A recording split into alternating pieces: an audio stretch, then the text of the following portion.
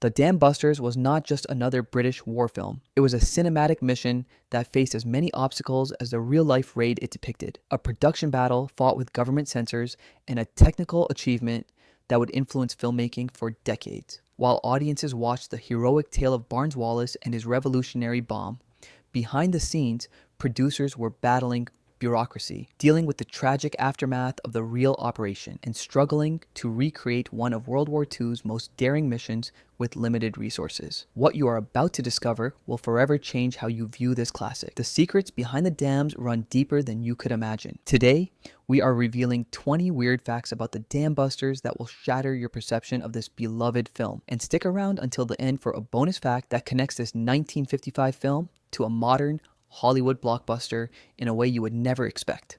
Number 20, the controversial dog name that was recently changed. The Dam Busters was not just a film about wartime heroism, it was a product of its time that contained racial language unacceptable by today's standards. What audiences did not know was that Wing Commander Guy Gibson's dog, whose name became the code word for a successful breach, was called in both real life and the original film. This racial slur appeared multiple times, creating discomfort for modern viewers. The controversy erupted decades after its release, leading to its removal from television broadcasts. In recent years, streaming versions have digitally altered the dog's name to Digger, a change purists argue is historical revisionism. This linguistic controversy highlights how cultural attitudes evolve and how even classic films must navigate changing sensitivities. The Dog's Grave, which still exists at Royal Air Force Scampton, continues to be a point of contention, with some calling for the removal of the original name from the headstone. This seemingly minor detail has become one of the film's most significant and problematic legacies. Number 19, the real survivors who refused to participate. The Dam Busters was not just a tribute to fallen heroes, it was a production that faced resistance from the very men it sought to honor. What audiences did not know was that several survivors of the actual Operation Chastise refused to cooperate with the filmmakers, citing ongoing trauma and disagreements about the mission's portrayal. Squadron leader Les Munro, one of the last surviving members of 617 Squadron, revealed that many airmen felt the film focused too much on technical achievements while downplaying the human cost. They wanted heroes, not men who were terrified, Munro explained. The reality was that we were young men doing an impossible job, and many of us never came back. This resistance created challenges for the production team, who had to rely more heavily on official records. This disconnect between cinematic representation and lived experience highlights the ongoing tension between historical truth and dramatic necessity in war films, where the desire for a compelling story often clashes with the messy reality of combat. Number 18, the government censorship that nearly shut down production. The Dam Busters was not just a film, it was a national security concern that triggered unprecedented government intervention. What audiences did not know was that the British government initially refused to cooperate, fearing that technical details about the bouncing bomb might still be sensitive. In the early 1950s, with the Cold War escalating, officials worried the film might inadvertently reveal engineering secrets exploitable by the Soviet Union. The Ministry of Defense demanded extensive script changes and even objected to certain scenes being filmed. Director Michael Anderson later recalled, "We were battling bureaucracy at every turn. They wanted to make a documentary, not a drama." The production team had to sign special agreements and allow government officials to review dailies. This interference extended to the real Barnes Wallis, who was initially forbidden from discussing certain technical aspects. The film only proceeded after producers agreed to numerous restrictions, creating a production environment as fraught with challenges as the actual mission itself. Number 17, the tragic real-life aftermath omitted from the film. The Dam Busters was not just a celebration of military success, it was a carefully constructed narrative that deliberately omitted the devastating consequences for German civilians. What audiences did not know was that the dam breaches resulted in catastrophic flooding that killed approximately 1,600 people, including around 1,000 foreign prisoners of war and forced laborers. The film makes no mention of these civilian casualties, presenting the operation as a purely military success against industrial targets. This omission was not accidental, but a deliberate choice by the filmmakers, who faced pressure from the British War Office to avoid any suggestion that the raid had caused non-combatant deaths. Director Michael Anderson later acknowledged this, stating, "We were making a film about national heroes in 1950s Britain. The time wasn't right to show the German perspective. This historical whitewashing reflects the broader pattern of post-war British cinema, which tended to present a sanitized version of warfare that emphasized heroism while minimizing collateral damage. Number 16. The bizarre connection to the Monty Python team. The Dam Busters was not just a serious war film, it became the unlikely source of one of comedy's most iconic moments. What audiences did not know was that the film's theme music would later be immortalized by Monty Python in their sketch about the funniest joke in the world. The sketch uses the Dam Busters March as its background music, creating a surreal juxtaposition between military heroism and absurdist comedy. Terry Jones later explained that they chose the music because it was the most heroic, stirring British music we could think of, which made the joke even funnier. This unexpected cultural crossover has introduced the Dam Busters to generations of viewers who might never have otherwise encountered this classic war film. The connection became so entrenched in popular culture that when Peter Jackson announced his plans to remake the film, many internet commentators jokingly suggested he should cast the surviving Python members. This bizarre afterlife demonstrates how classic films can take on new meanings in unexpected contexts. Number 15. The casting controversy that almost derailed the film. The Dam Busters was not just a battle against German dams, it was a behind-the-scenes war over who would play the lead roles. What audiences did not know was that the casting of Michael Redgrave as Barnes Wallis sparked intense debate. Studio executives initially opposed Redgrave, arguing that he was too intellectual and lacked the everyman appeal needed for the role. Director Michael Anderson fought fiercely for him, believing his ability to convey complex scientific concepts while maintaining emotional authenticity was essential. The conflict escalated when American distributors demanded a more recognizable star, suggesting someone like Cary Grant. Anderson refused, threatening to walk away from the project if Redgrave was replaced. This casting battle was matched by controversy over Richard Todd as Guy Gibson. While Todd had served in World War II, some producers felt he was too stiff and formal. These casting conflicts demonstrate the delicate balance between star power, authenticity, and dramatic effectiveness that filmmakers must navigate when bringing real historical figures to the screen. Number 14. The dangerous practical effects that nearly killed the crew. The Dam Busters was not just a film about dangerous missions, it was a production that put its cast and crew at genuine risk. What audiences did not know was that the miniature effects sequences were filmed using real explosives and water tanks in ways that would be considered reckless by modern safety standards. Special effects director Bill Warrington and his team constructed massive scale models of the German dams, which they then destroyed using carefully placed charges. The most dangerous sequence involved simulating the bouncing bomb drops, which required the crew to work with heavy machinery and water in confined spaces. Cinematographer Irwin Hillier later recalled, "We were all soaked and freezing, and there were explosions going off everywhere. Health and safety wasn't what it is today. The most perilous moment came when a miniature dam unexpectedly collapsed during filming, sending tons of water toward the crew. Several people suffered minor injuries, and the incident could have been much worse. The authenticity achieved through these dangerous methods came at a real human cost that audiences never saw on screen." Number 13. The secret research facility that inspired the film's technical scenes.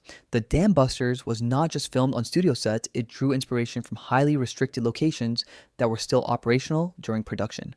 What audiences did not know was that filmmakers were granted unprecedented access to the real research facilities where Barnes Wallis developed his revolutionary bomb. The most significant location was the National Physical Laboratory in Teddington, where Wallis conducted his early experiments. Production designers took meticulous measurements and photographs of the actual testing equipment, ensuring the film's scientific sequences would be as accurate as possible. This level of access was extraordinary for the time, as many of these facilities were still involved in sensitive defense research. The filmmakers were required to sign the Official Secrets Act and were closely monitored during their visits.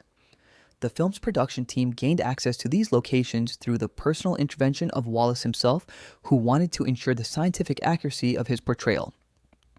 This behind-the-scenes access to classified facilities demonstrates how the film benefited from unusual government cooperation despite the earlier censorship concern. Number 12, the financial crisis that nearly bankrupted the studio. The Dam Busters was not just a cinematic triumph, it was a production that pushed its studio to the brink of financial collapse. What audiences did not know was that the film's budget ballooned from its original £286,000 to over £400,000, a massive sum for 1950s British cinema. The most significant expense came from the extensive miniature effects work, which required the construction of elaborate water tanks and dam models. These sequences took months to film and required multiple takes, driving up costs dramatically. The production also faced unexpected expenses when the Royal Air Force initially refused to provide genuine Lancaster bombers, forcing the studio to build full-scale replicas at great cost. The film was only saved from bankruptcy by a last-minute injection of American investment. During production, executives were genuinely concerned that the ambitious project would never recoup its costs. This financial precariousness created tension throughout the shoot, with producers constantly pressuring director Michael Anderson to cut scenes and simplify effects. The fact that this cinematic classic was created under such severe financial constraints demonstrates the extraordinary risks involved in British film production during this era. Number 11, the censorship battle over depicting the mission's losses. The Dam Busters was not just a historical recreation, it was a film that sparked intense debate about how accurately to portray military failures. What audiences did not know was that the British War Office demanded significant changes to how the film depicted the raid's casualties. Historical records showed that only 8 of the 19 Lancasters returned to base, with 53 aircrew killed and 3 captured. The War Office initially insisted that these losses be downplayed, arguing that emphasizing them might diminish public appreciation of the operation's strategic importance. Director Michael Anderson fought to include these casualties, believing that omitting them would dishonor the fallen airmen. The compromise reached was to acknowledge the losses but focus primarily on the successful aspects of the mission. This conflict between historical accuracy and dramatic effectiveness highlights the ongoing ethical dilemma faced by filmmakers working with real military operations. The compromises made in the Dam Busters established a pattern that would influence British war films for decades to come, often prioritizing national myth-making over unvarnished truth. Number 10. The forgotten contribution of female mathematicians. The Dam Busters was not just a story of male heroism, it was a film that deliberately erased the crucial contributions of women to the mission's success. What audiences did not know was that the complex calculations required to develop the bouncing bomb were performed not just by Barnes-Wallis, but by a team of female mathematicians at the Vickers-Armstrong factory. These women, recruited from universities across Britain, worked tirelessly to solve the intricate equations needed to determine the bomb's trajectory and optimal dropping height. Their work was essential to the project's success, yet they received no recognition in the film. One of these mathematicians, Mary Walmsley, later revealed, "We worked around the clock for months. When the film came out, we were disappointed but not surprised to see our contributions completely ignored."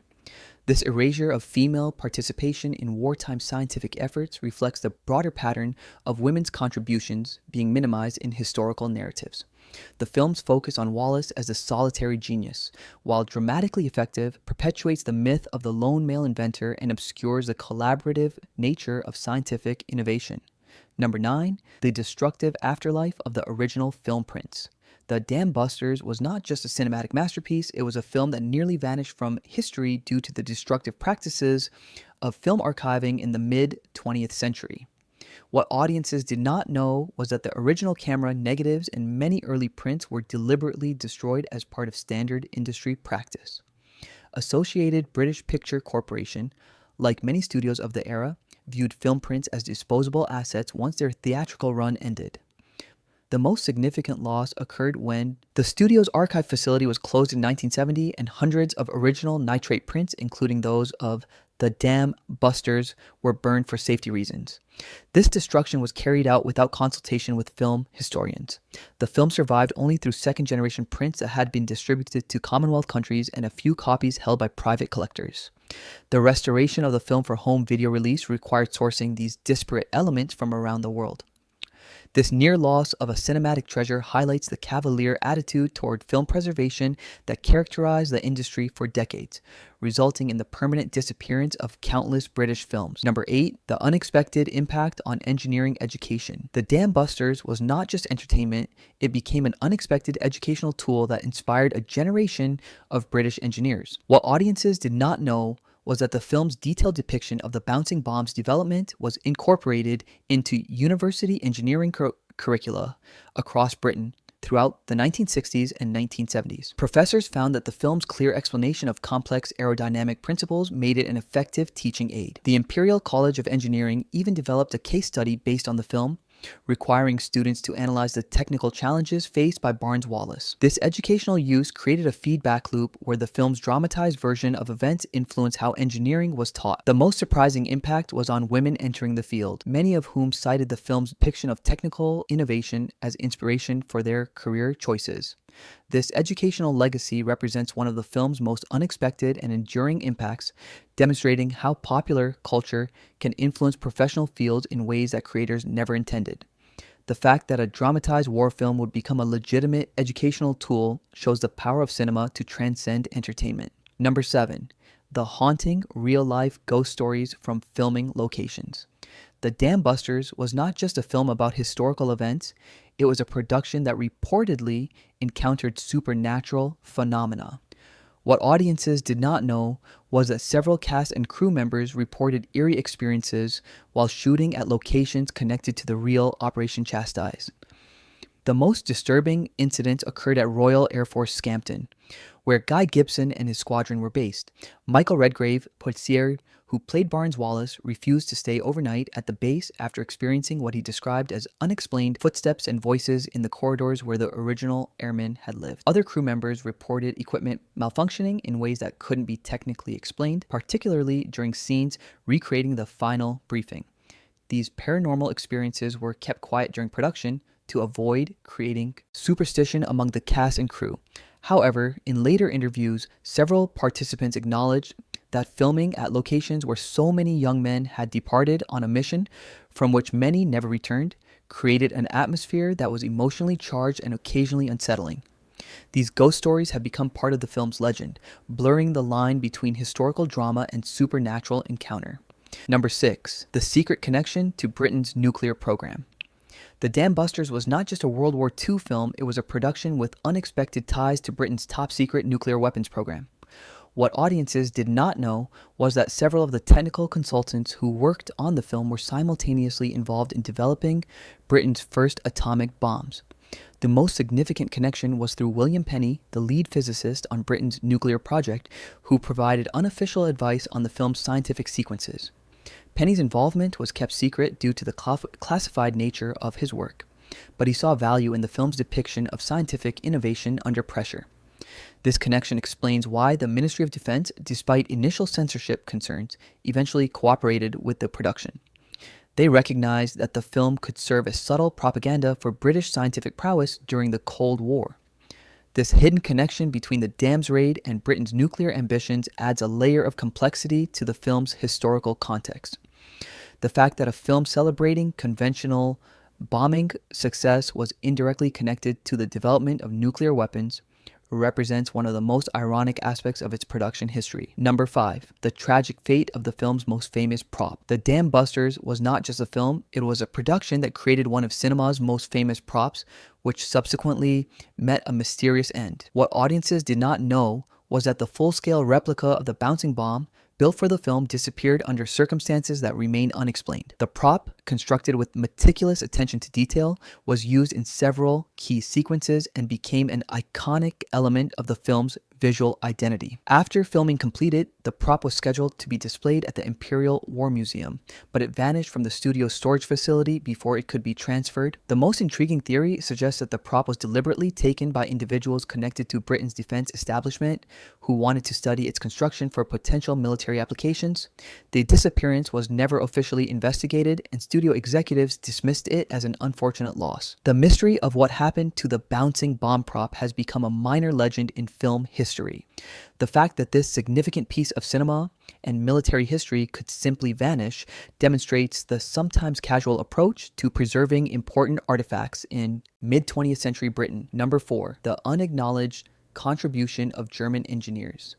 The Dam Busters was not just a celebration of British ingenuity, it was a film that deliberately obscured the German engineering innovations that made the mission necessary.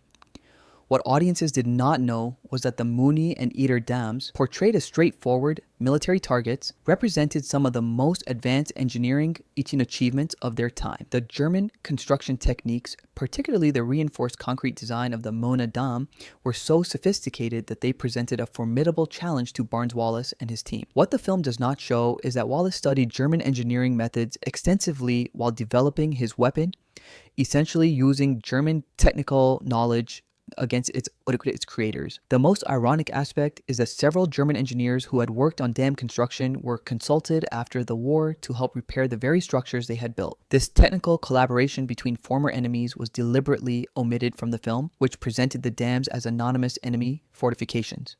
This omission highlights how war films often simplify complex technical realities into narratives of national superiority, demonstrating the tensions between historical accuracy and dramatic impact. Number 3, the devastating psychological impact on the real survivors. The Dam Busters was not just a tribute to wartime heroes, it was a film that unexpectedly reopened psychological wounds for the real survivors of Operation Chastise. What audiences did not know was that many of the surviving airmen found the film's recreation of their traumatic experiences deeply disturbing. Squadron leader Les Munro later revealed that watching the final raid sequence triggered flashbacks and anxiety attacks that he had not experienced in years. Seeing it on screen with all the noise and explosions brought back everything in vivid detail, Munro explained. Some of us had to leave the theater during those scenes. The film's release came at a time when post-traumatic stress disorder was not recognized or understood. The psychological impact was particularly severe for family members of those killed in the raid, who found themselves reliving their loss in public view. The most tragic case was that of Gibson's widow, Eve, who reportedly suffered a nervous breakdown shortly after attending the film's premiere. These psychological consequences were never acknowledged by the filmmakers, who focused exclusively on the film's patriotic value. This disconnect between cinematic celebration and personal trauma highlights the ethical complexities of dramatizing recent historical events. Number 2, the secret connection to the space race. The Dam Busters was not just a World War II film, it was a production that unexpectedly influenced the emerging space race. What audiences did not know was that Barnes Wallis's geodetic design principles, prominently featured in the film, caught the attention of rocket engineers on both sides of the Iron Curtain. The most significant connection came through Wernher von Braun's team at National Aeronautics and Space Administration, who studied Wallis's work on variable geometry and structural efficiency while developing early spacecraft designs. Wallis's approach to solving seemingly impossible engineering problems under extreme constraints became a case study in innovative thinking that transcended its original military application. The film's clear explanation of these principles made them accessible to a broader audience of engineers and scientists. The most direct legacy can be seen in the design of early space station modules, which incorporated geodetic principles similar to those developed by Wallis. This unexpected influence on space exploration demonstrates how wartime innovations can have peacetime applications in entirely different fields. The fact that a British World War II film would indirectly contribute to the technology that would eventually take humans to the moon represents one of the most unlikely aspects of its legacy. Number 1, the cover-up of the mission's true strategic value. The Dam Busters was not just a celebration of a successful military operation, it was a film that perpetuated a strategic myth about the raid's actual impact. What audiences did not know was that the strategic value of Operation Chastise has been significantly overstated in both popular memory and the film itself. While the destruction of the dams did cause temporary disruption to German industrial production, the Germans repaired them with remarkable speed, with the Mooney back in operation just 4 months later. Military historians have since concluded that the raid's impact on German war production was minimal compared to the resources invested. The most significant strategic consequence was actually the morale boost it provided to the British public, which was precisely what the film capitalized on a decade later. Many military planners at the time questioned whether the operation justified the loss of 53 aircrew and 8 valuable Lancaster bombers. This strategic ambiguity was known to the filmmakers but was downplayed to create a more straightforward narrative of military success. This deliberate shaping of historical narrative for contemporary political purposes represents one of the film's most significant distortions of reality. Bonus fact, the Star Wars connection that changed cinema forever. The Dam Busters was not just a British war film, it was the unexpected inspiration for one of cinema's most iconic sequences. What virtually no one knew until decades later was that George Lucas directly modeled the Death Star trench run in Star Wars 1977 on the climactic bombing sequence from the Dam Busters. Lucas, who grew up watching classic war films, was particularly impressed by the technical precision and dramatic tension of the scenes where the Lancasters approach their targets at low altitude. The influence is so precise that Lucas even lifted specific dialogue and camera movements from the earlier film. The most direct parallel is the sequence where pilots count down to bomb release, which Lucas adapted almost verbatim for the Death Star attack. What makes this connection particularly fascinating is that Lucas initially wanted to use actual footage from the Dam Busters for early concept tests of Star Wars, demonstrating how deeply the British film influenced his vision. This connection remained largely unknown until Lucas himself acknowledged it in interviews decades after Star Wars' release, revealing the hidden lineage between two seemingly unrelated cinematic classics. Today, watching the Dam Busters with knowledge of its troubled production and historical complexities adds layers of meaning to every scene. The technical sequences become more impressive, knowing they were created without modern effects. The dramatic moments carry additional weight when we understand their connection to real trauma. If you enjoyed this journey into the hidden history of the Dam Busters, hit that like button and subscribe for more behind-the-scenes revelations. Remember, in cinema, as in warfare, what we see on the surface often conceals deeper truths below.